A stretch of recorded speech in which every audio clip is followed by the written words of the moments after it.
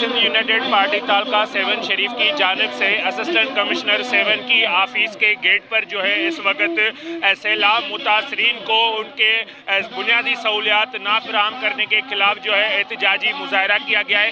اسی حوالے سے یہاں پر موجود ان مظاہرین سے بھی بات چیت کرتے ہیں کہ ان کے کیا مطالبات ہیں۔ کہ غریب لوگوں کی مدد کی جائے، سیلاب متاثرین کی مدد کی جائے، اور سیاسی بنیادوں پر جو سی ایم صاحب کے جو کزن ہیں وہ کہتے ہیں کہ بھائی سوائے پیپلز پارٹی کے جیالے کو، سوائے کسی نوکر کو، سوائے اپنی من پسند کے بنیاد پر کسی بھی دوسرے آدمی کو راشن نہیں ملنا چاہیے، اس کو سرکاری امداد نہیں ملنی چاہیے، ریسکیو نہیں ملنا چاہیے، ریلیف نہیں ملنا چاہیے۔ ہم ایسے قدم کی مذمت کرتے ہیں۔ مین مطالبہ ہے تو جو یہاں 7 تعلقے کو ایک دوسرا منچ لیک بنایا گیا، پوری سندھ کی طرح یہاں مینیج کر کے پانی بھیجا گیا۔ دوسرا مسئلہ ریسکیو کیا تھا، اس ٹائم پہ بھی سرکار نہیں تھی، جب لوگ بھوک مر رہے تھے، اس کے لیے جو امداد عالمی دنیا نے دیا وہ سارے کے سارے یہاں کے بڈیروں کی اوتاق پہ پڑا ہے، اور یہ سفارش کے بنیاد پہ لوگوں کو دیا گیا ہے۔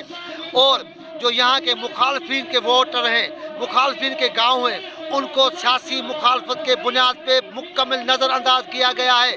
ہم نے ایس سی کو کہا کہ آپ جاؤ فلاں گاؤں میں، ہم نے لسٹیں دی، خود سروے کرو اور ان کو ڈائریکٹ جا کے امداد دو، لیکن انہوں نے ایسا نہیں کیا۔ متاثرین ہیں ان کی مدد نہیں کیا جا رہا ہے۔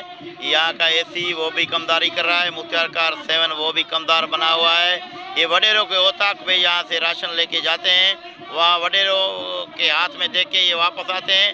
وڈیرے اپنے چمچوں کو راشن دے رہے ہیں، لیکن غریب جو متاثرین حقیقی جن کی فصلیں تباہ ہو گئی، گھر تباہ ہو گئی، وہ برباد ہو گئے ہیں، ابھی یہ ہماری ماؤں بہنیں بیٹھے ہوئے ہیں۔ جیسا کہ یہاں پر موجود آپ نے سندھ یونائٹڈ پارٹی تعلقہ 7 کے رہنماؤں کی باتیں سنی۔ ان کا کہنا ہے کہ 7 شریف کے اندر موجود جو سیلاب متاثرین ہیں، جو حقیقی متاثرین ہیں، ان کو بنا سیاست کے جو ہے ان کے حقائق دیے جائیں، ان کو بنیادی سہولتیں فراہم کی جائیں تاکہ وہ اپنے گھروں تک جو ہے روانہ ہو سکیں۔ کیمرامین ٹیم کے ہمراہ ماجد علی قریشی، C110 نیوز 7 شریف۔